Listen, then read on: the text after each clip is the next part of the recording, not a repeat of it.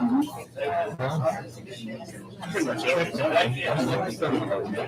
7 o'clock. I'd like to call this meeting to order. I ask everyone to stand for the Pledge of Allegiance. I pledge allegiance to the flag of the United States of America and to the republic for which it stands, one nation, under God, indivisible, with liberty and justice for all. Roll call. Ross? Yes. Andrea? Here. Eric? Yeah. Nancy? Here. Laura? Here. Jay? Here. Okay, all of you should have received a copy of the March 4th, 2024 council meeting minutes. Are there any corrections or additions? Do I have a motion to accept those as distributed? Motion. I have a motion by Nancy. Is there a second? Second. Second by Ross. All in favor, say aye. Aye. Opposed? Motion passed. All of you should have received the March 18th public hearing minutes. Any corrections or additions? Do I have a motion to accept? So moved. Motion by Ross. Is there a second? Second. Second by Andrea. All in favor, say aye. Aye. Opposed? Motion passed. Everyone should have received the March 18th special council meeting minutes. Any corrections or additions? Do I have a motion to accept as distributed? Motion. Motion by Eric. Is there a second? Second. Second by Nancy. All in favor, say aye. Aye. Opposed? I need to abstain. We have one abstention. Laura, motion passed. And finally, everyone should have received a copy of the March 18th Committee of the Whole meeting minutes. Any corrections or additions? Have a motion to accept as distributed. Motion. Motion by Andrea. Is there a second? Second. Second by Jay. All in favor, say aye. Aye. Opposed? Motion passed. Okay, up first, administrative reports. I've only got one thing to report. I know at the last meeting, there was some comments made about the village not working with the township trustees. And I just want to say that after that, I attended the township trustee meeting and we had a very good meeting after their meeting on that Thursday night. And I think it was just a heat of the moment thing. And I think we're all seem to be back on the same page and everyone's fine and willing to work together. So I just want to put that out there because I know it was made during public comments in the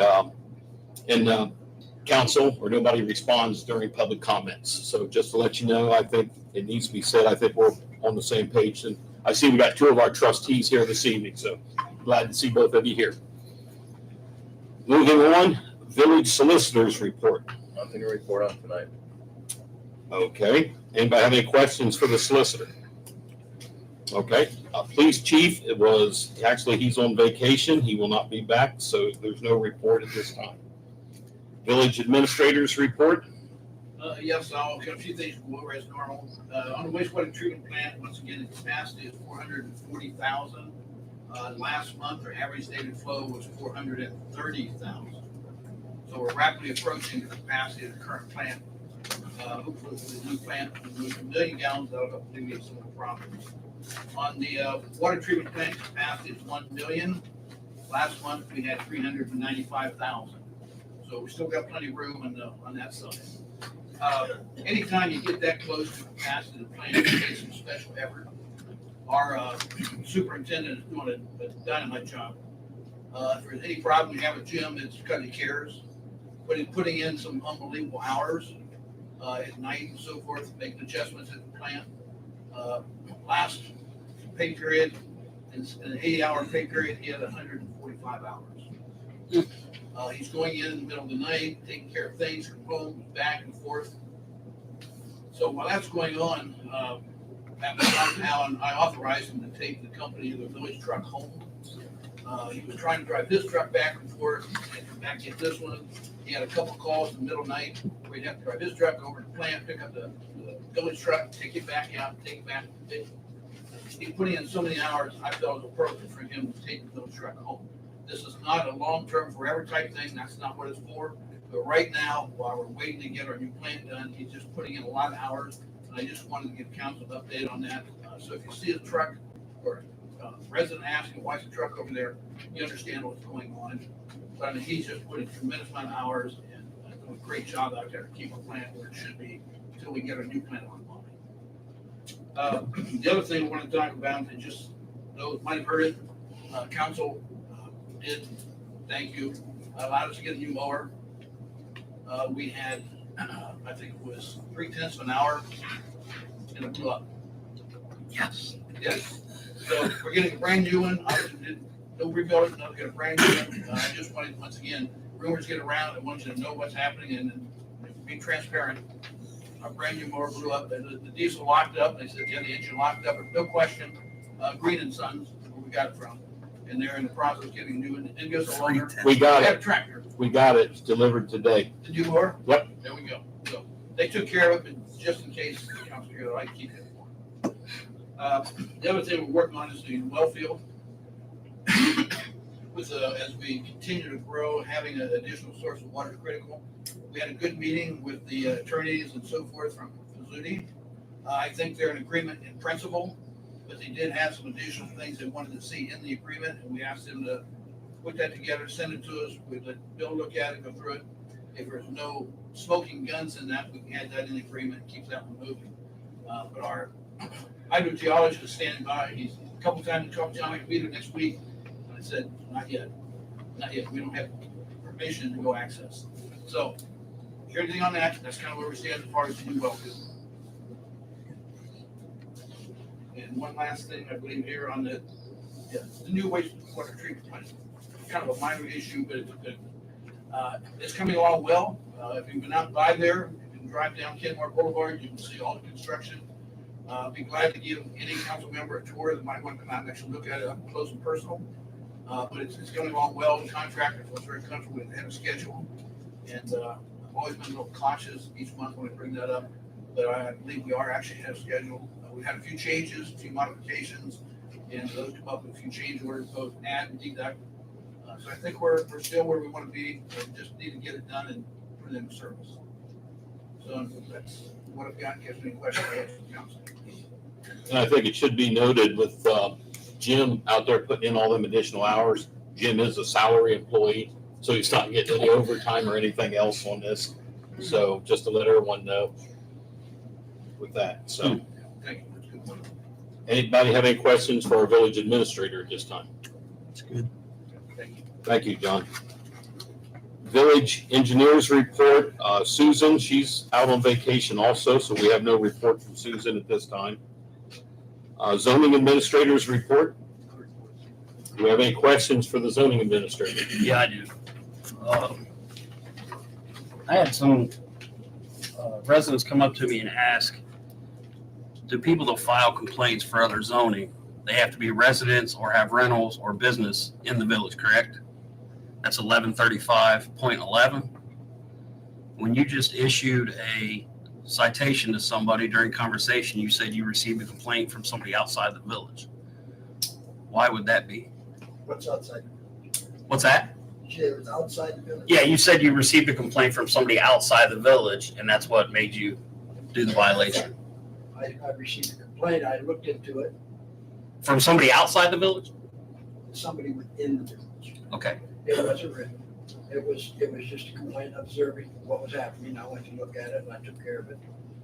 But- Talked with the resident and he understood and he asked if he could wait till summer because of the weather and everything, and I said, yes, just fine. But our zoning code says they have to be in writing, correct? The complaints. They have to Not be, necessarily.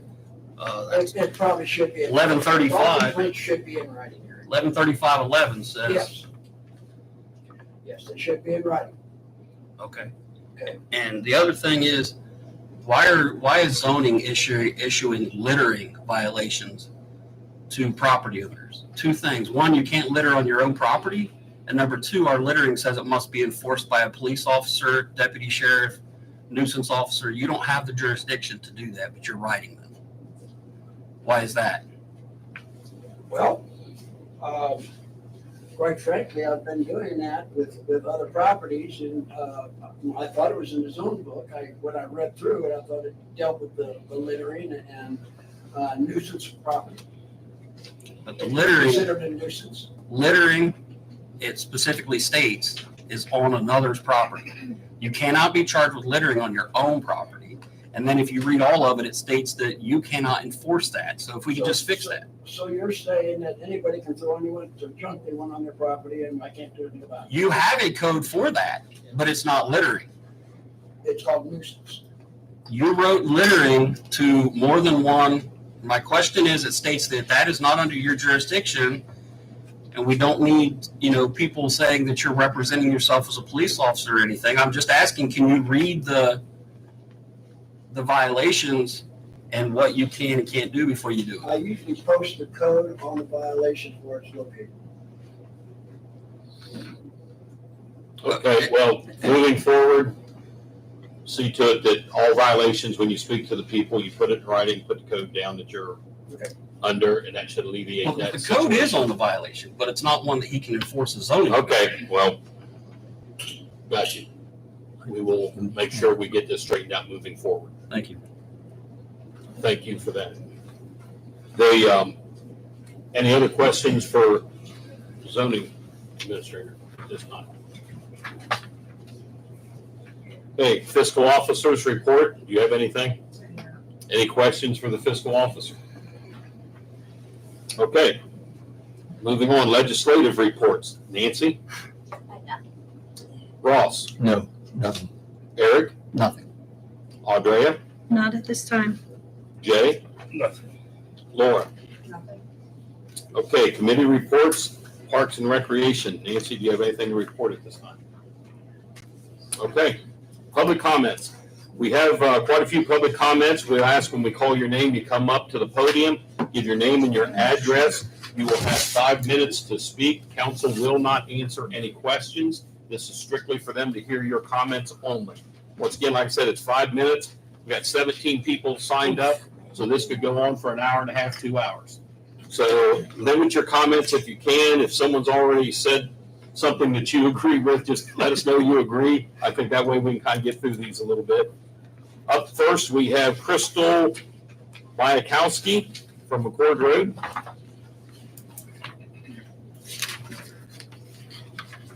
Mr. Mayor, council members, and the community of not only Commercial Point, but Scioto Village, Hickway County, Ohio. I can keep going on and on. Yes, we're concerned.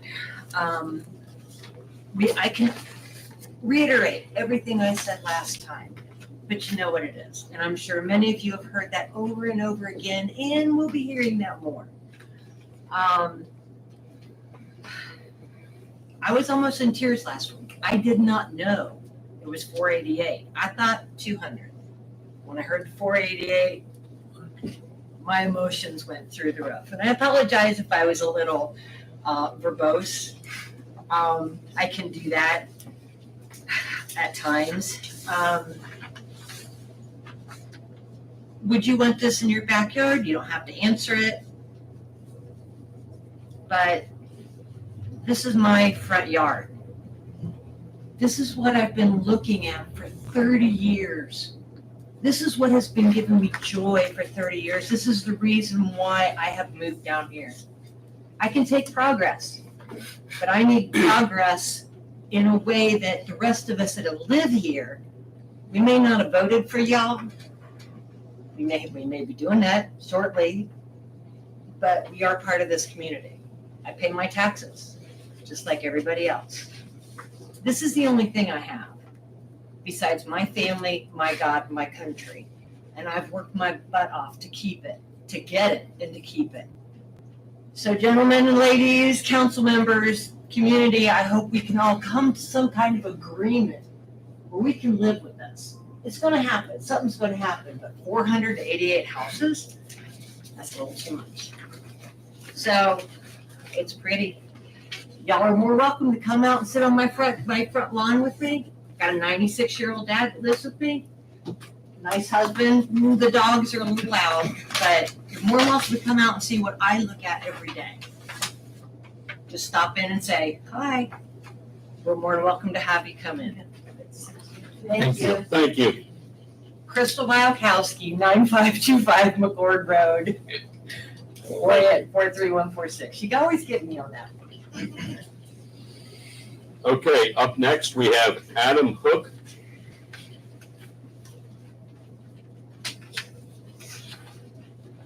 Council, Adam Hook, 9493 McCord Road, right next door to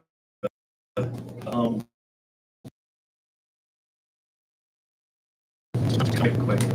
I'm here to voice concerns about the Addison development as well. Others have mentioned wells in the water table. I think a good consideration needs to be given to the current well depths around the area. All wells currently around the current property are extremely shallow. Pretty much all of them are less than a 50-foot well depth.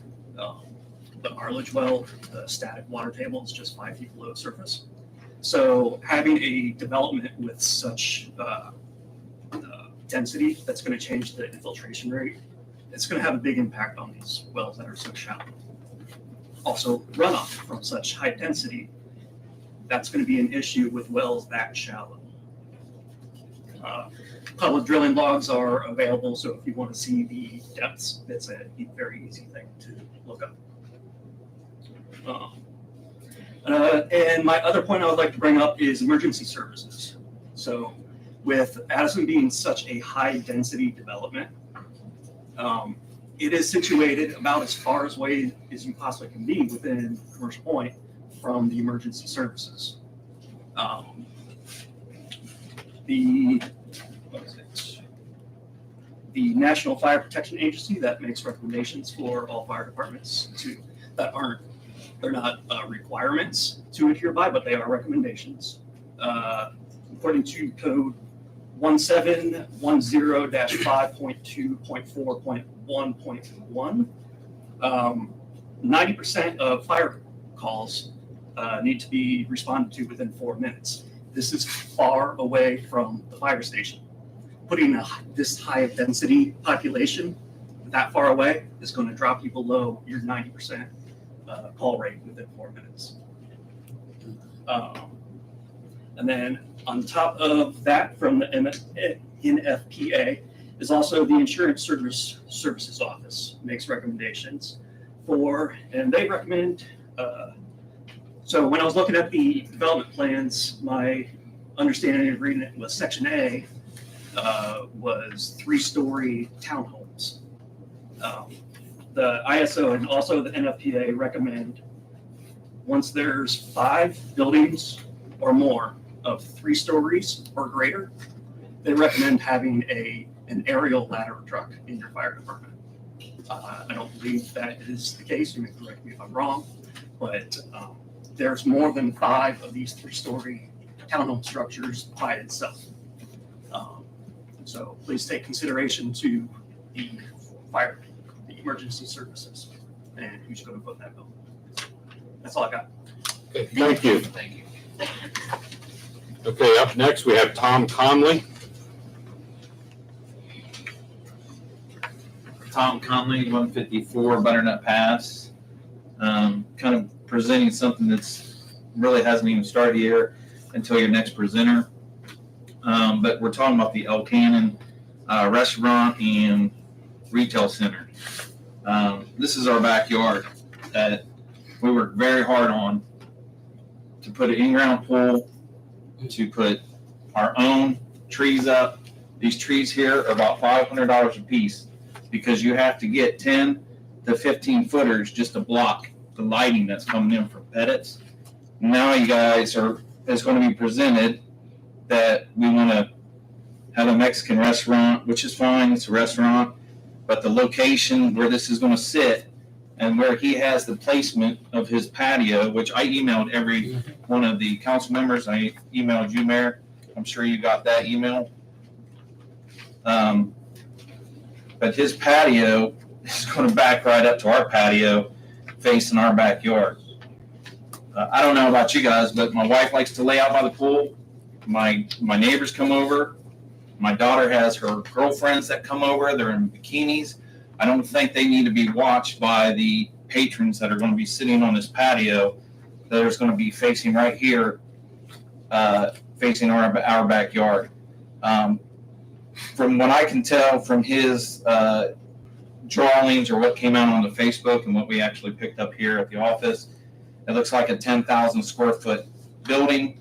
It looks like he's going to have retail on both sides of this building. If he's going to have retail on this side, is he going to have marquees, lighting? What's going to take place that's going to back up to all these neighbors that have been here for 12, 15 years paying mortgages that we're now going to have this development in? I'm a licensed real estate agent. I understand it. I understand buildings coming. I understand development comes. But we need to really watch out for our residents. And that's what we have you council members here for. We really need your help. I mean, the drawing states that he wants to put a 4-foot hill with a 2-inch bush to block what? That's not even going to come close. We have actually a hill back there right now that's probably not even tall enough. But I mean, we need to work with them and not against them. We understand that. I mean, but if we can get a higher hill or a privacy fence down through there at one of the ends that probably one of the neighbors is going to speak about, he's going to have a dumpster right on the very end where it's going to back up to 2 or 3 houses. 2 of those houses have small kids. The other thing he has is another retention pond that's going to go towards the kind of on the side or rear of this building. So he's got another retention pond. There's about probably 6 kids that play in this field on a nightly basis, and we're going to add another pond that's literally probably only 50 to 75 feet away from these people's homes. I don't know if he can change this direction of this building, which I did email you, just a drawing to try to flip this building around, where maybe maybe his building is this way, where his patio faces the pond, the Pettits, where he can move the dumpster closest to the car wash. But I mean, we're looking for help. I know we can't stop building processes, or he's going to change his zoning and things of that nature. But we really need to look out for the community and the people that spend their good hard money to upkeep their yards or put a pool in, which my wife saved up for almost 3 years to put her pool in. Not to be sitting out there and watching patrons have margaritas and stare at the kids or stare at my wife and my daughter's girlfriends. So we need some help. We need some buffer. We need some type of privacy. And I know we're just getting started with the zoning part of it, but we have to speak about it now, because by the time they get the zoning together, here comes the plans, and then us, the people and the couples, or everybody here has a no say. So that's why people do come forward, to speak on their behalf of the community and to ask for you guys' help. We're not here to probably stop anything, but we definitely need some type of privacy that really is not really there anyway, because we have pets back there. But we took that. We have lights coming in from Pettits. Still an issue. We still have the sign that's brighter than the sun at night that blinds people even going down the road, by even some of the residents that have driven down it. That was supposed to be dimmed. That never got to happen. So there's a lot of issues and a lot of questions, which I did, like I said, I emailed you. I think everybody got to see some of those questions that are arising by the community, but we're just asking for some help, and I'm sure my 5 minutes is up.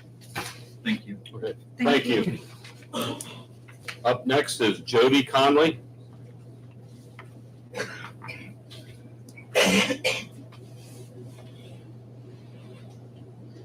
Hi, my name is Jody Conley, and I live at 154 Butternut Pass. I guess I'm really concerned about if the restaurant doesn't succeed, what kind of businesses can go in there, or in the strip center, what's going to go in there. I'm not upset about it. I think it's just the placement that is driving me crazy, because it's so close. You wonder what the hours are, the patio hours, how late they can sit out there. And it's really about the screening from the building to all of our backyards. I really feel like he should beef up his landscaping or a privacy fence. I mean, obviously money is not an object. I just worry about the business succeeding, because the other one is so close to this one. And everyone's like, oh, he's probably going to shut that one down. No, he's not going to shut that down. But because it's so close, I just worry about how well it's going to do. And if it I mean, I'm not wishing that it doesn't work out because that's a lot of money. And I worry about what the exterior of it's gonna look like. You know, is it gonna, I just really want it to look nice. But I think it would be better over closer to the pond and he put his patio out there so people sitting on the patio can listen to the pond and the fountain. And I wish there was more like proposals for the placement of it instead of just one. Maybe there will be. I hope there will be. And I just really feel like if he's not gonna move it, that he beefs up his landscaping and does a better job to protect everybody's privacy. And, I know everybody's not gonna be on the patio. I mean, during 12 months out of the year, you just worry about the parking. I think there's gonna be a drive-through window. I'm not quite sure what that's for. But I just really hope that council has the best interest. They do their due diligence and, looks out for the residents of the subdivision that it's gonna back up to. I appreciate your time. Thank you. Up next is Keith Caulfield.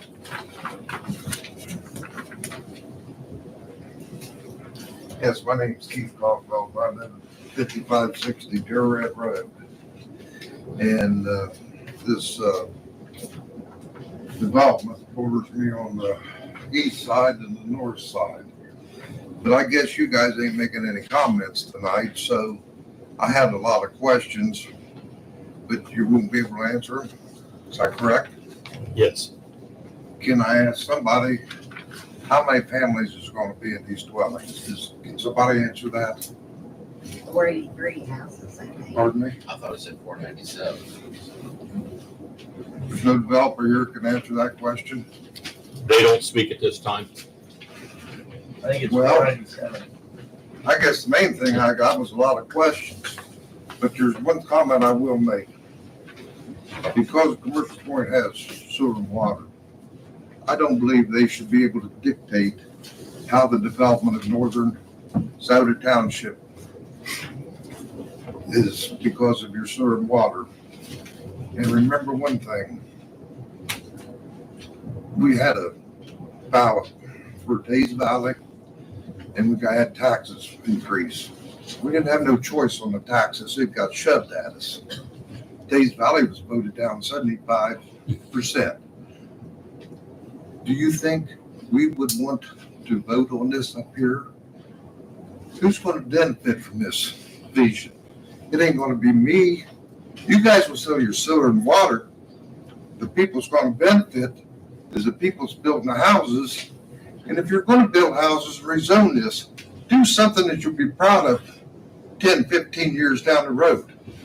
Up in Southern Point, in the townhouse division up there, they got to park all on one side of the road so you can get through so that isn't good for emergency equipment and anything else. I don't do a really good job of talking, so thank you. Thanks, Keith. Thank you. You did get my letter, right? Yes. I read it. Yes. Okay. Yes. Okay, up next we have Chris Carney.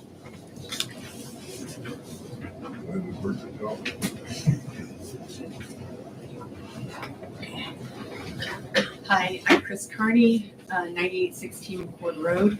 I passed out this great mystery sheet that you guys got. I am so happy to live in this community. Everybody that we've met is just wonderful, very supportive of each other, which I really appreciate. My concern right now, our property has 1,000 feet, approximately 1,000 feet to the north that borders the Addison development. And along that 1,000 feet, we have very little privacy, and they're saying it's 50 feet offset, which is like right off of our property. And there's no privacy, no trees. And what they're saying is there's patio homes going in. I need clarification on what those patio homes are. According to realtors or real estate, it's 4 units, up to 4 units of dwellings that are attached by a wall or garage. So basically, it's a glorified 4-unit apartment complex, and you own the ground underneath. I don't agree with that. I want to put in my very passionate disagreement with that, because all you're doing, you're adding all this patio apartment complex with the other 3-story complexes. It's not home ownership. It's not pride of ownership. This is going to be rentals. We all know that to be true. And with that said, that also encourages increasing crime. That's a big deal for me. We moved out here from Grove City and to get away from the increase in crime that we were witnessing because of the development that was going on in around our area. So that is a huge issue for me. I gave the pictures that I sent you right here, or gave you, those are our northern property line that I told you. It's 1,000 feet. In the proposal sheet right here, you have right in here where it's a dotted line that I drew. That is where the creek goes through. It comes into our property, it goes underneath our property, and then it goes out the back of our property into a wash. We have been fighting for a year with the flooding from that farm, the field. There's natural swells that they have that come down into our property. We've got blowholes. I showed you. Number 1 is where the creek comes in and goes under our property. B is where the swell meets our property from the field, and we have a huge blowhole that goes up. And then it starts flowing down easterly where our property is like 350 feet. Our back property butts up to the development. So it flows all the way back. We've got blowholes, we've got rivers. Whenever it rains, we get that runoff from the field, and I'm terrified at what is going to happen to our property and our business. We're operating a business, getting ready to open a business there on the property. And the whole impact to our lifestyle, to our property, to our livelihood. It just terrifies me at what can happen to us personally. And so the preliminary has the proposal had the creek going along their property line and then down around the little lake that they have there, when in all actuality I have the dotted line showing where it goes. And in the preliminary plan on page C100, that'll show you the existing creek that runs through our property. And on the proposal, for the proposed one on page C201, then it still shows the creek going through our property. I really need those addressed. Thank you. I know I went over my time, but I appreciate it. And I appreciate living here. I love my home and I love my community. Thank you. Up next is Stephen Heitzmeyer. Heitzmeyer, okay. How you doing? My name is Stephen Heitzmeyer, 5515 Dietrich Avenue, Orient. I'm here talking about the Addison Farms, but it's not just that. If you look around your community, you've got more places that are filling up. And when you do this and you cram all these people into one space, it just leaves more space for more people. It's a never ending thing. I think what we need to do is slow down. You need to slow something down here because I understand the first proposal was like 250, and now they're up to 490.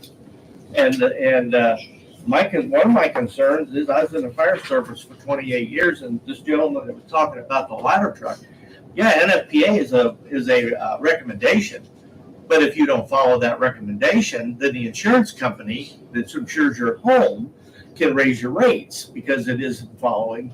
It doesn't have the thing how close you are to a hydrant. If you don't have a hydrant, your insurance rates go up.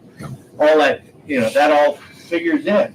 The fire department just built a fire station, so I'm sure they haven't got gobs of money sitting around to build another fire station to take care of all these other people that are going to be coming in here. You're talking another 750 people in 100 acres. That's too much. It's way too many people crammed in there. And EMS, they got a great fire department here. They came and took me to the hospital twice and done a great job. I can't say enough about Scioto, but it took them a while to get there. And the farther away you are, your insurance is going to go up.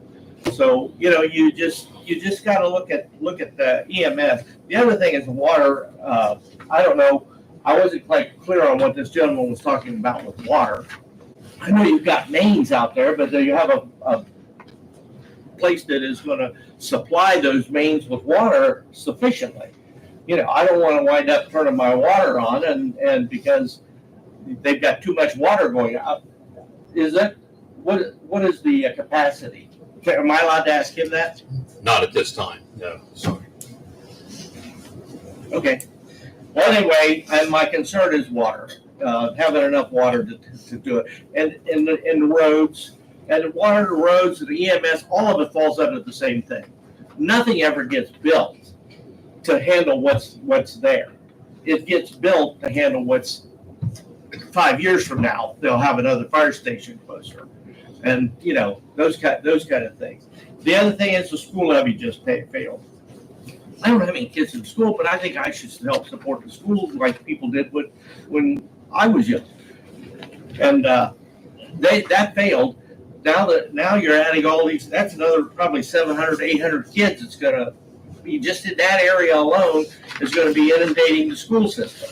Now you're going to be looking for more schools, and now they're going to cut corners because they didn't get their levy passed. It's just way too many people in too small an area. That's about what I got to say. Thank you. Thank you. Up next is Leanne Greenlee.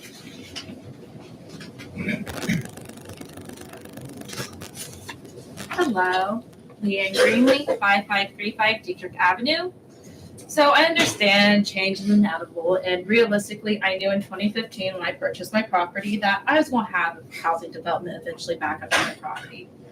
Do I like the idea? No. I like having no one behind me. Do I understand it's going to happen? Yes. However, this plan is not what I was expecting to see. It's a lot of homes and really not that big of an area. I'm not someone who thinks that they can go and throw a big fit and eventually somebody's going to come my way and this isn't going to happen. But at the same time, I want to voice my concerns. Your property is your property. I've been on various sides of this, knowing how it feels, trying to get something to go through that people don't like, also being the one that has something that wants to go through. My concerns, more than having someone behind me, is everything that comes with it. Listening to the report about the wastewater treatment plant, the infrastructure was a concern, and it's matching rumors I heard in 2021. It's not big enough for what is here. I'm not a resident, but this does impact me because I have commercial point utilities. With this new expansion, is it going to be enough to handle everything that's coming in? I've heard rumors of more subdivisions that could be in the area. It's a big concern besides just this one at Addison Farms. The roads, is there a plan to, handle all this increased construction traffic? those are big vehicles going to be coming through. If they come in on the cord, people have a hard enough time driving on the actual road, especially if you get into the winter time, you see mud everywhere. Is there going to be a plan for all the dust and debris that will come out of this? And will the roads be maintained to a point that it's safe for our passenger vehicles? Plus, how is this going to impact all the traffic that's now going to be hitting 104? If you're trying to turn left at a stop sign onto 104 some days, it's a gamble if you're getting out in a timely fashion or not. Plus, it leads to potential for more wrecks. Also, crime. New developments, no matter if it's 500 or 20, there's going to be a crime during the initial phase because a vacant lot with some buildings going up and all that equipment is a great place for criminals to run in and go. I'm pretty sure I will have somebody run through my property at one point fleeing, but can the safety forces handle all of this? I mean, they've got great visibility on 104 and Foxfire, but that's there. Back here, kind of hidden a little bit. Is there enough to take care of this once it's actually, say, fully operational? Going into the fire department. Scioto Township is expanding with or without Commercial Point. Are they going to be able to handle this? Is the village going to have anything to do and help maybe expand the safety forces with the fire department? Some type of MOU with funding, maybe providing people? It's a concern because, these are vital to everyone, whether you're in the village or the county. And we want to make sure that our resources aren't stretched so thin that none of us are benefiting from this, not benefiting. And it's an important consideration and concern. Ultimately, I believe a decision probably has already been made in everyone's mind, and this is just part of the formality, which it's a great process that people can speak what they feel. I have two more things. One is slightly different than what most people say, but I still have some concerns about the original public notice and letter I received. It had no address on it where the meeting was going to be. I knew well enough to find it. And it also didn't mention anything about there being documents for review. In my professional life, I work for a regulatory agency. I have experience doing public notices for public hearings and public meetings. Of course, my rules and regulations are a lot different based on what I do. However, if I had sent out a notice like that, I would have had an appeal filed against me and I would have been back at step one. I also compared it to other notices in Pickaway County because, again, I handle a regulatory section. I am not a village or a township. And I noticed that they had a lot more details. So I asked next time something comes up like this, just a little more, or maybe a link and the address, that goes a long way. And when you're considering a letter, it doesn't add anything to the letter. And you can get short links for publication, like the newspaper. It's not that much more money. Lastly, please look at this plan again for Addison Farms. Consider going back to the developer, having it redone, not as many houses, roads that are going to fit the cars in there and be able to get the safety forces in and out. And maybe some more green spaces in a community area that adds to it. Have it be a place that people want to come to, not what they're trying to escape. So thank you. Thank you. Thank you. Up next, we have Dean Bollinger. Dean. Okay, we'll move on. Up next is Ron Jan. My name is Ron Jan. I live at 15841 State Route 104, Asheville. I'm here tonight representing my mother. She lives at 10569 State Route 104, which is the bottom right-hand corner of the K-Nova map that's up there. 3 years ago, Mom was approached by them to sell her property. My Uncle Jim, when he was alive, he owned the rest of that. He had already done a contract with them to sell that, so Mom decided to sell. So I'm here tonight to tell you that we support K-Nova and what they're doing. We're moving forward with our sale, regardless of what. I just want you guys to know that we support and it's at our free will and being that we're doing this, and whatever they do is fine with us. Okay. Thanks, Ron. Up next, Eric Young. Hi, thank you. my address is 7155 Hoover up in Orient. But as the executor of the estate that Ronnie just spoke of for Jim Jan, wanted to give a voice to something that hadn't been articulated in any of the previous meetings, and that is from the owner of the property. So Jim, who as his son, not only his executor, but his son-in-law and friend, would much rather him be up here representing himself. But he began working with Kenova a couple years before his passing, which was a couple years ago. He was very deliberate in who he worked with, very conscious that although he wanted this property to serve as part of his legacy to his family, that he worked with somebody who wasn't going to abuse the land or our neighbors. And I think that for your benefit, for the community members, and even for Kenova's sake, I can honestly say I think you would be proud and impressed with the way they've handled their business, the way they've reacted to community concerns and questions, and addressed those with you all and for them. So, but more importantly, like I said, this was he has farmed southern Franklin, Pickaway County for decades. He farmed this land for at least 35, 40 years, I believe. He traded farm for new farm and property for next property, and was constantly manipulating his little empire so that he had something to pass on to his generations behind him. He has 11 grandkids, one of which he didn't even know was on the way. So a lot of those memories of Grandpa Jan will be very slight, if at all, but the stories of what he worked for his entire life, going through the 80s, working as a newspaper delivery man in the off season, those will be passed down by the family, because what he has the ability to do is pass along a legacy that not many people have the opportunity to pass on, and many families don't have the opportunity or the blessings to receive. So I know how everybody that's alive today knows Jim, and how they will pass along his memory.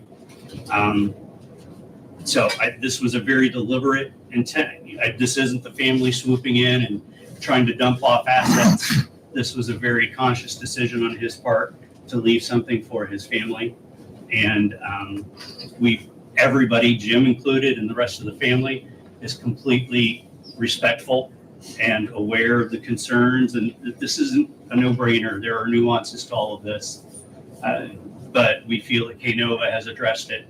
And, I feel that this farmer's voice deserves a seat at the table. So, thank you. Thanks. Thank you. Up next is Josh Barkin.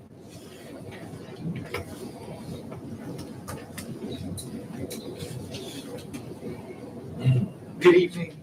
As some of you know, my name is Josh Barkin. I'm the Vice President of Land for MI Homes here in Central Ohio, 4131 North Avenue, Columbus, Ohio, 43219. We're the developer of the homes at Foxfire. As you also know, I've been here a little bit over the last few months, and before you tonight is some modified zoning text for Kenova that we are in support of. We appreciate Kenova's cooperative attitude in working with us to address our buffering concerns along their property line. And we look forward to working with them in the future. So thank you, and wanted to make sure that was on the record. Thanks, Josh. Up next is Luke Rogers.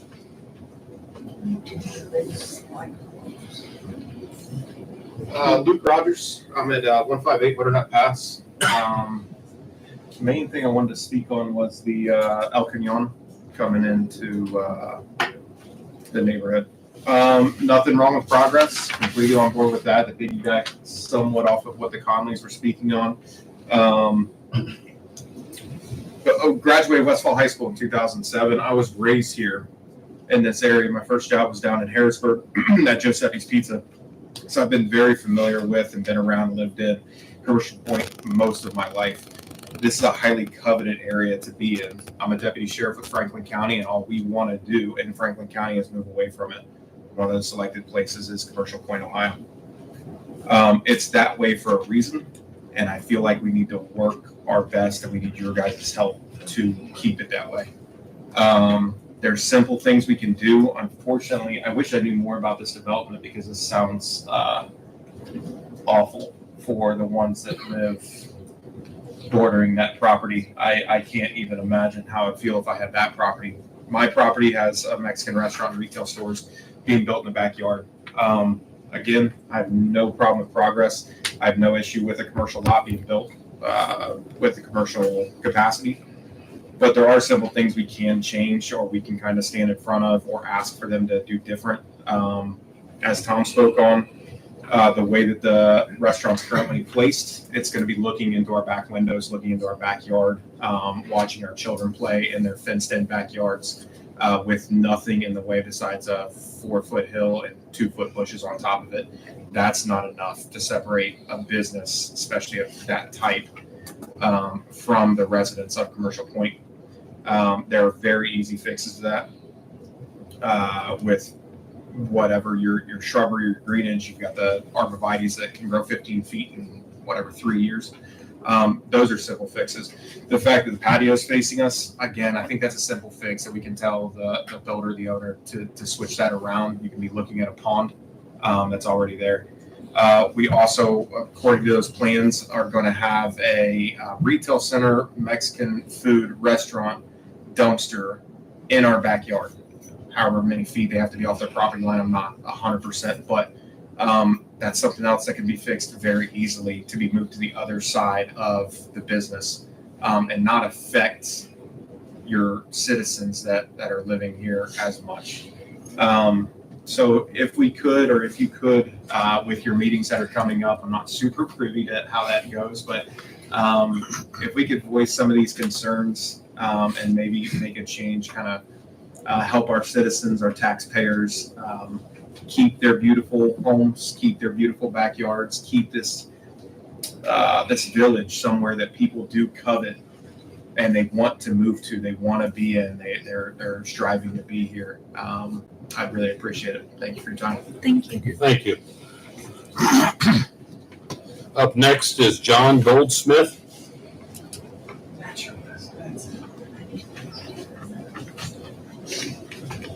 John Goldsmith, 155 Butternut Pass. I live on Butternut, on the road. I don't back up to the property that they're looking to develop. I don't mind having the restaurant. That kind of sounds nice. I just know some lighting concerns from Pettit's were never really addressed. We need to make sure that we look at directional lighting, timing of lighting. As everybody said, the barrier, if they can raise that, if they can reorientate the building, definitely get the dumpsters away from our street. Prevailing winds are going to bring that smell right down our street. I built on this property the year before it was developed. I've lived out in this area my whole life. I can deal with agricultural smells. I don't want restaurant smells if I can avoid it. So I think if you guys can put some input just to see our concerns, I think there's no property there. Cock it around, do some changes. I didn't know anything about this, so I'm gonna just say one thing. We've lived in a Chestnut 16 years, single family dwelling. Firsthand, have experienced renters. They don't care. I don't care if the rent is $2,500 more. They don't care. The cops show up a lot more. Vehicles, the riffraff that comes with it. I don't care if you have a nice place. If they don't have a stake in the game, they don't care. So, but basically, the El Cannon project, I just want to side with everything that's been said already. Thank you. Okay, thank you. Up next is Richard Arledge. Richard Arledge, 9447 McCord Road. Most of what I was going to say has already been said. The letter that Keith Caulfield wrote, I agree with 100%. And that's about all I have to say. Okay, thank you. Up next is Matt Minshall. Matt Minshall, 5530 Dietrich Avenue, Orient. I'm sure by now everyone's ears are bleeding. Instead of reinventing the wheel, I'm just going to read an email that I sent to the mayor. Hello, Mayor and Council. Hope this finds you well. Feel it's my duty on behalf of my wife and 10-year-old daughter and myself, who are residents of 5530 Dietrich, to voice my sincere concerns about the proposed estates at Addison Farms.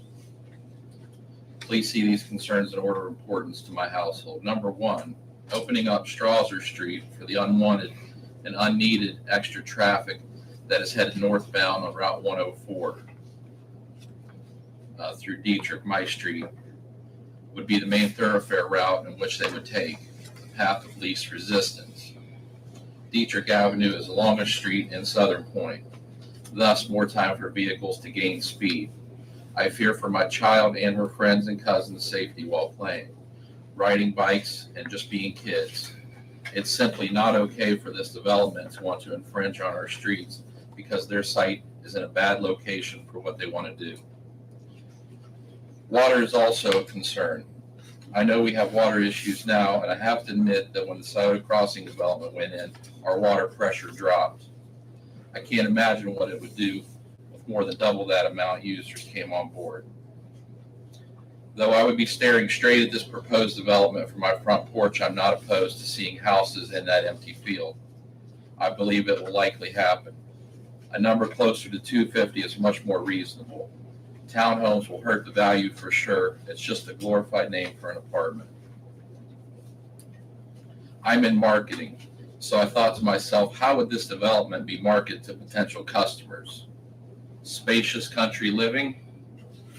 Addison Farms is neither spacious or country. It's an awkward attempt to make a ton of money from cheap land. It's even too cramped for a Franklin County development. In closing, Mr. Mayor, I urge you and council at Commercial Point to turn down this proposal as it stinks like an east wind coming from the water treatment facility. Thank you. Thank you. Thank you. Up next, we have Bruce Moore.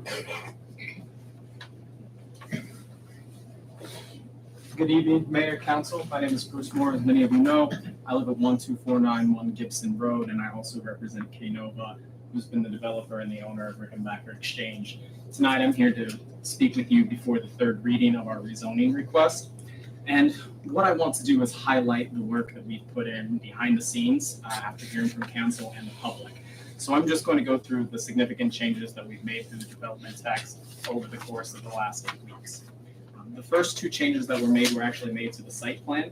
We removed an entire 220,000 square foot building, which impacted the existing tree cover on the Jan Farm property. Now no trees on the Jan Farm property will be touched. So that was the first thing.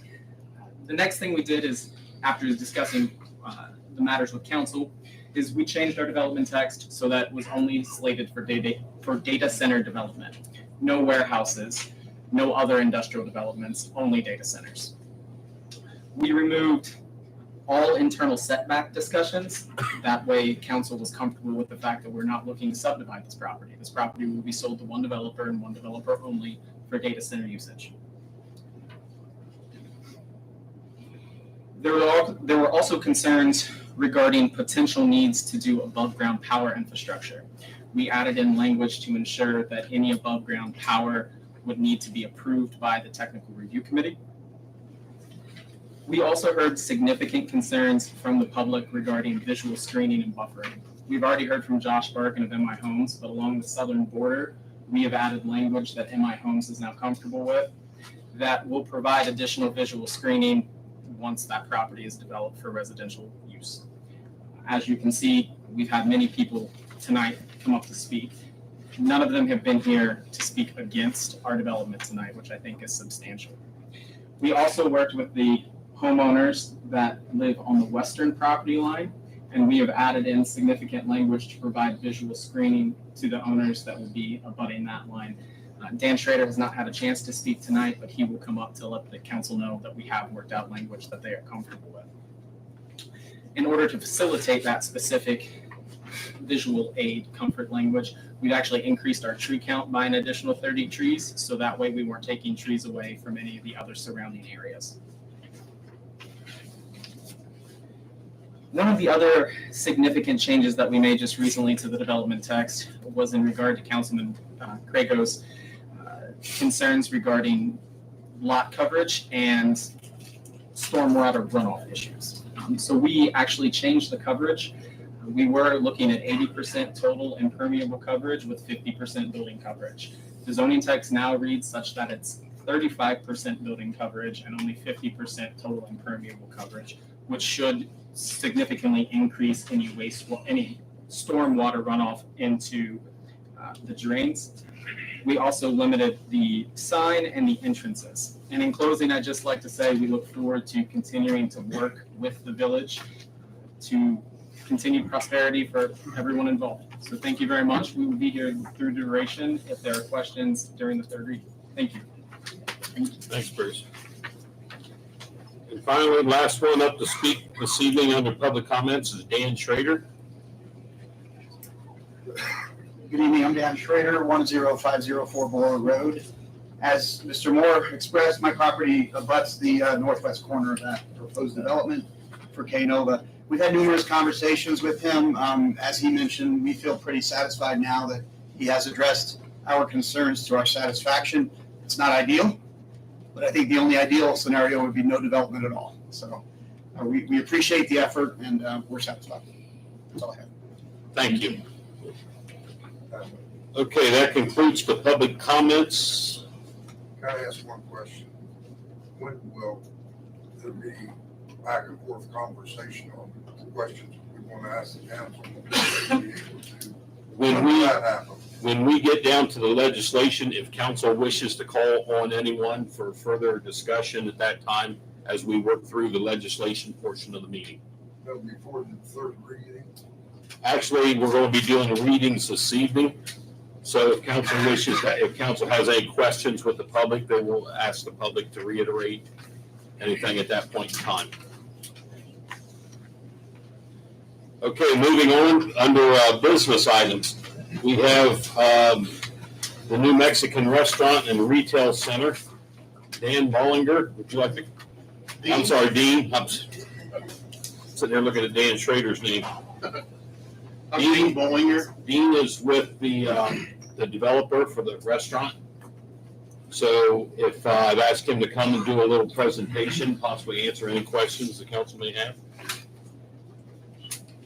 I'm Dean Bollinger, 41 Fellows Avenue, West Jefferson, Ohio, and I'm representing the developer or owner of the restaurant. Some really good ideas, and a lot of those things can be addressed real easy.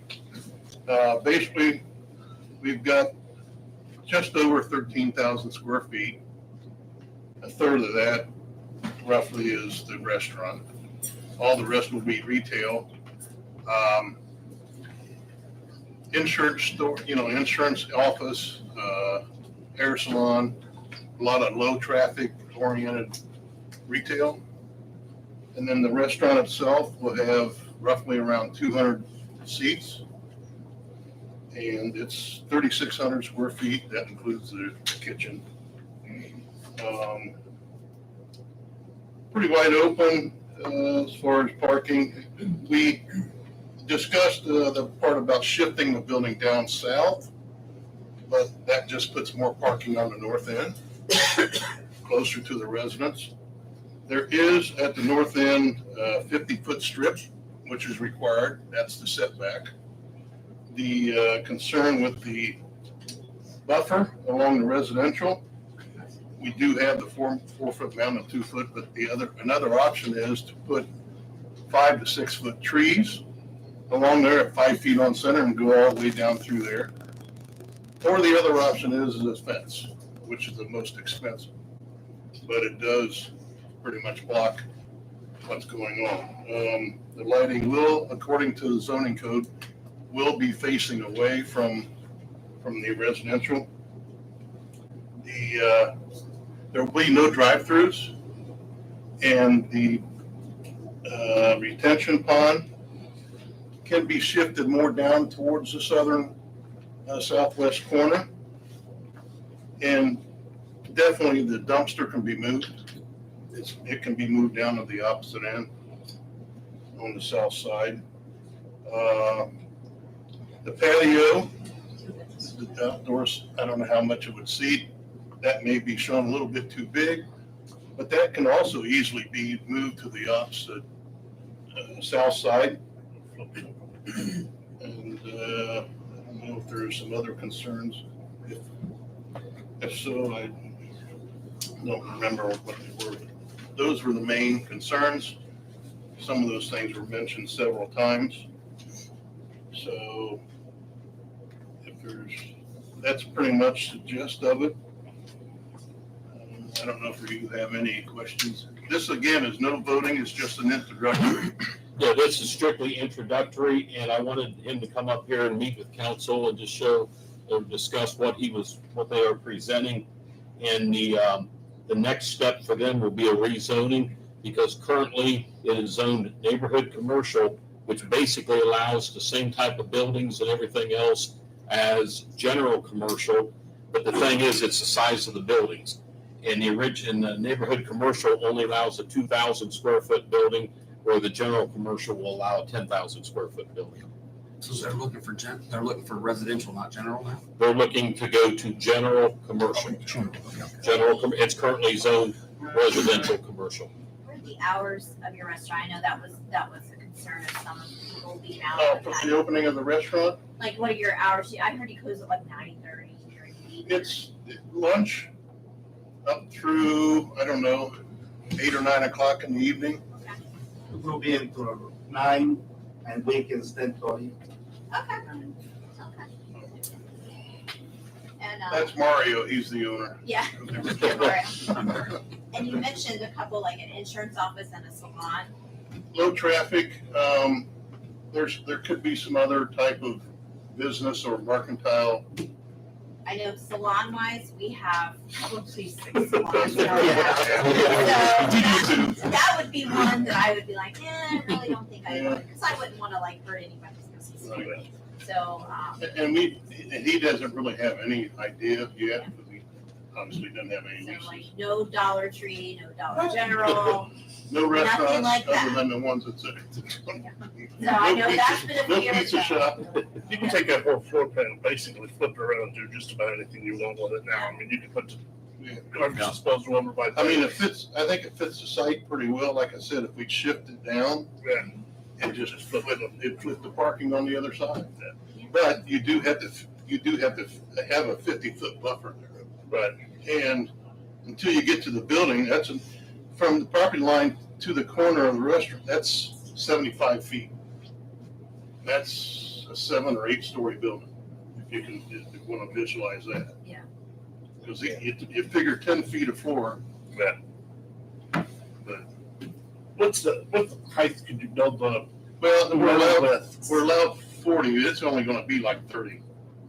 It's not going to be very tall. The tallest part will be the restaurant, because it's going to have a loft, a seating loft. And it's just for a restaurant. And then we'll have a parapet that's going to hide all the mechanical. So, The barrier out on the side for the residents, how high could you go up with that? 6 foot, 8 foot? yeah, I mean, whatever we go with, it's going to be 6 foot. Combination of whatever fence, mound, bush, tree. I just wondered, I don't know how high it would have to be, so you could. Isn't there a fence along the north property now, or not? In the back, I think in the back there's. Well, those are probably whatever residences. Yeah, those are just what residents They're have not put that out. big, they're 3-foot fences. I have another question. So if it's gonna have like a seating loft, is there gonna be windows on the second story to look out? Maybe. Or, okay, Could be some windows. so listening to the residents, privacy is a concern. So how would that factor in with their privacy concern? If we're already gonna shift the loft, or I'm sorry, the outdoor seating around to mitigate that? I don't know for sure yet. It's still up here. Okay, I mean, there could be, we have mentioned about having a loft. If there's windows up there, I don't know. It could be a skylight. okay. or a clear story, and they wouldn't be real big. They'd just be just enough to let light. Okay, I'm just bringing it up on No, privacy that's fine. concerns like they had mentioned. Because that would be what, 25-foot high windows? Yeah, to look out, To look yeah. down. I mean, and Yeah, I mean, it doesn't sound like they're against the restaurant, it's just a placement. So, I mean, if you move it down and flip it and put all the parking up against it, I don't think they'll have a concern with Right. closing doors and all that. Yeah. But, I mean, let's face it, Mexican food when it's cooking is very fragrant. And having it closed, I wouldn't want to have my windows open and smell refried beans 24 hours a day. I mean, I live when there's 4 pizza places that surround me, and I've got pizza and you know, barbecue, and it's, you know, it comes in the house. And you're going to be. The windows probably wouldn't be operable, but they would just smell it from the ambiance. Yeah, I mean, and I know there are things that can be done to purify the air more, and we could work with that. But I mean, it sounds to me like if you flip it and point it towards the south and put all the parking up there, so shift the building and move, just kind of 180 it, you've addressed a majority of their concerns. Exactly. Well, yeah, I don't know. We'd have. And I mean, I'll be perfectly honest, I'm not willing to pass something if it's still up here. I need to know before I give you the go-ahead, because you're not asking for a plan. So once we give you general commercial, then you just got to follow the zoning code, and we have no say. Yeah. So I get it that it's up here, but we need to see it on here before we vote. This is like an informational Yeah, meeting, it is. like, Yeah. hey, we converse back, you know, what. A what do you two-story want, building you was know? very informational. So I think going back and forth, having conversations, what we don't really like, what we hear that they like, you know, flipping it around. Yeah. I think that's what this meeting really is. Yeah. You know, and But we have to that's, make it economical, not only for you, but for him, and to follow the zoning, which this all does, as far as number of parking. And as far as shifting and allowing, we can take a look at that, but And with all due respect, we didn't ask him to come here, he's asking to come to us. So if he has to spend more to be here, then I'm sorry, that's the price of doing business where you want to put something. So, I mean, that comment, that doesn't sit very well with me to say that you're worried about economic for him. well, but You're it's not- also economics for the community too. Well, not if we've got, you know, a whole community that's now upset that they're our constituents. He's not, he doesn't vote for us. So I would really like for you to change that mindset and. Well, we can do what's most practical. You know, if we have to shift, I mean, we obviously can easily shift some of the things around. And we can get the, instead of that pond out there being real long and rectangular, I mean, we can shorten it up and square it a little bit more so we can get it down away from. And I think like I said, this tonight was just a presentation, so he could get some feedback from everybody, the citizens and the council. The next step for him would be to present the rezoning. He hasn't even presented the rezoning package yet. Right. Once it's rezoned, then he would not just, yes, he would have to follow what's in the zoning code, but it also would require a major site plan. And the major site plan does come back before the council for approval. So there is after the rezoning, there is a second step to council approval before any construction takes place. Yeah, and that's kind of that's where probably more- you would be sitting more looking at where's the building actually sitting, the layout, and you get into more of that kind of stuff. We just kind of wanted to fit everything in according to the zoning ordinance. I think the loft, although I think it sounds pretty cool, but I think that might be an issue, you know, because now they're up high and they can see them. That might be an issue with having. But And again, it was we something that do was- want it to be best for both. Yeah. You know, yes, we don't vote for us, yes, but, you know, the citizens have been wanting to sit down restaurant forever. We don't have the population for some Bacchanals, I don't know what else I've heard. We're just not there yet. Yeah. But I think at this point, it's just us talking back and forth, trying to see what we like, what we don't like, and maybe you can, you know, take home all the things you've heard from the residents and from us and go home and try and put that all together. Yep, we gotta make it good for everybody. Yeah. Yeah. Yep. Okay, does council have any other questions at this time, or Dean? Okay, thank you, sir. Okay, thank you. Appreciate it. Yep. Okay, next item, legislation. Up for a first read tonight is ordinance is ordinance 2024-04, an ordinance authorizing and directing the mayor of the Village of Commercial Point to enter into a Building 2 third partial assignment and assumption agreement with the Aurora 2 Development LLC and Tagless Tots LLC and declaring an emergency. As we discussed with this is simply a transfer of a CRA agreement. The CRA is already in place. It's just a different owner. And they had asked, this was with Pete Gray. I talked to him this morning, and he was wanting to know if we could go ahead and if council would consider waiving the 3 readings since they've got a sale pending on this property. I'll make a motion to waive.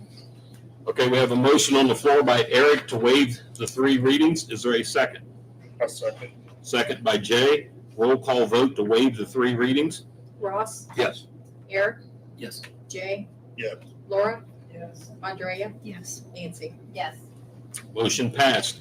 Do we have a motion to adopt ordinance 2024-04? So moved. Have a motion by Ross. Is there a second? A second. Second by Jay. Roll call vote to adopt. Andrea, Yes. Jay, Yes. Laura. Yes. Nancy. Yes. Ross, Yes. Eric. Yes. Motion passed. And to let council know on what was distributed, there will be a correction on the ordinance number. Okay. Next item, up for a second reading this evening.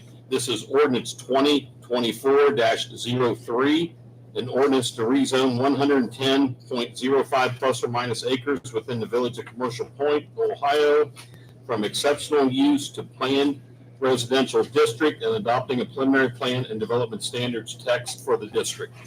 Ellen, I have a question. When they're going through this process, when they miss these deadlines, is there something that they need to start over, or do we just overlook them missing the deadlines, or? Here's the thing, and I've all received a sheet dealing with this. This is what we've been going through for the past couple of weeks here in the office. And as you can see, they've missed deadlines twice. You know, we got a submission this afternoon at 1:00. So I guess my concern that I'm having with what's going on with these developers lately, we have 3 separate site plans that's been sent to us. I don't even know which one they want right at the moment. We have 3 different development texts. I don't know which one they want at the moment. That's getting to be a problem, and this isn't the only developer that's doing this. So I need some direction from council. The council rules say nothing comes in and is on this agenda unless it's dropped off by 12 noon, 12 days in advance. This one came in, or all 3 of these, as you can see on the on what I prepared for you. You know, one came in 8 days after the deadline. One of them came in this afternoon or was emailed to us after 1:00. Is there, So how does council, I can easily just cut these off and we vote on what's in front of us? If it's not approved, if the wrong information is submitted, then council doesn't like it, then we just turn it down and move on. That's why we have deadlines. I think, and this here is not the 3rd reading for this, so these can be incorporated, but I am going to have to find out what they're actually wanting to vote on, because I have 3 development texts and I have 3 different site plans. Well, we do have one for a 3rd reading tonight. that's a different. That's coming up momentarily. But I mean, let's move into that. That's going down the list. Yeah, same issue. And that's so let the record reflect, we did a second reading on this one. I will get with them and find out what's going on and which ones they want to vote on, which site plan, which development text. I will get council's amended legislation, so you will have a written copy in front of you. And from this point forward, anybody that submits anything after the deadline, it will not be on the agenda. I don't care who requested the updates or the corrections, it will not be on the agenda. And council will, and if it's voting that night, council will vote on what's in front of them. Fair enough? Fair enough. You guys wrote the rules. I'm just trying to enforce them. Well, It just makes everything very hectic in the That's what the office. book says. Yes. That's what it says. So, And if council wishes to change them, I'm okay with that, but, no, let's do what it says. okay. Next item, and like I said, let the record reflect, we did a second reading, title only. Up for a 3rd reading tonight. This is ordinance 2024-02, an ordinance to rezone 266.971 plus or minus acres within the village of Commercial Point, Ohio, from exceptional use to planned industrial district, and adopting the preliminary plan and development standards text for the planned district. This one, as you also got the paper, we received submitted a revised development standards text 2 days after the deadline. And this one you received from me. I believe I put together an amended legislation. Yes. And I sent the council packet out, so at least you would see what was you're voting on, even though it was submitted after the deadline. Yep. And after I submitted that night, I got a revision on everything again. So I just sent you guys the email. I didn't have time to write. I wasn't going to spend my weekend rewriting legislation because the developer can't get it to us on time. 8 days after the deadline. So on this one, if we would vote tonight, then we would need to vote with the caveat that those things are added. You could make a motion to amend the ordinance to contain the latest submissions, if you feel comfortable knowing what you're voting on. And this one is that right there. So this is where we're at. I've just did the third reading. If you wish to incorporate any of the changes, right now you're looking at what was originally submitted. You're looking at version 3 and we're up to version 5. Version 4 is contained in what I sent you that says as amended. Version 5 was the email that all of you received.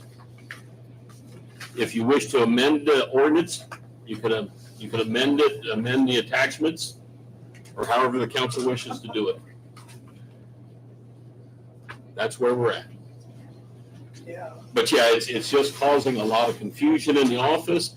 Developers are not meeting our deadlines, and they're just, I hate to say walking all over us, but that seems to be the feeling you get when this stuff starts happening. I'll make a motion to amend it to the latest submitted.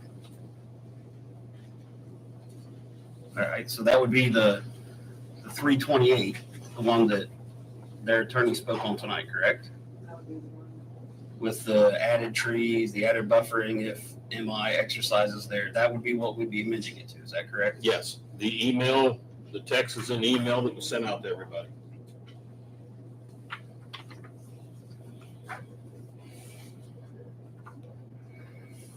So that was a motion to amend the ordinance. Okay, we have a motion to amend, and also are you amending the site plan as well to the latest site plan that was sent out? It would be to everything that is the last submitted.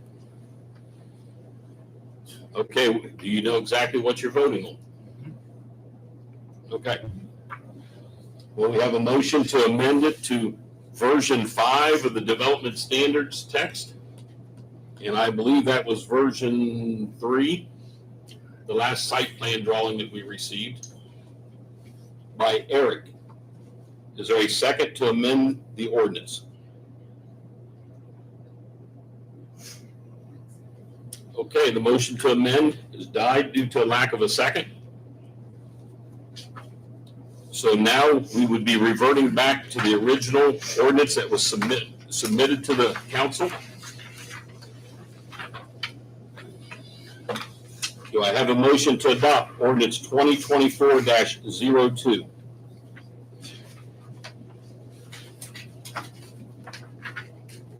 Okay, the rezoning dies due to a lack of a motion. Moving on. Next item up is resolution 03-2024. This is a resolution authorizing and directing the village administrator to enter into an agreement with go.gov. Do I have a motion to adopt resolution 03-2024? Motion by Ross. Is there a second? Second. Second by Laura. Roll call vote to adopt? Laura? Yes. Nancy? Yes. Jay? Yes. Eric? No. Ross? Yes. Andrea? Yes. Okay, motion passed. We have no pending administrative action this evening. Do we have any additional business at this time? Okay, do I have a motion to adjourn the meeting? So moved. I have a motion by Laura. Is there a second? Second. Second by Eric. All in favor, say aye. Aye. Opposed? Motion passed. This meeting is adjourned. Please pass the second reading.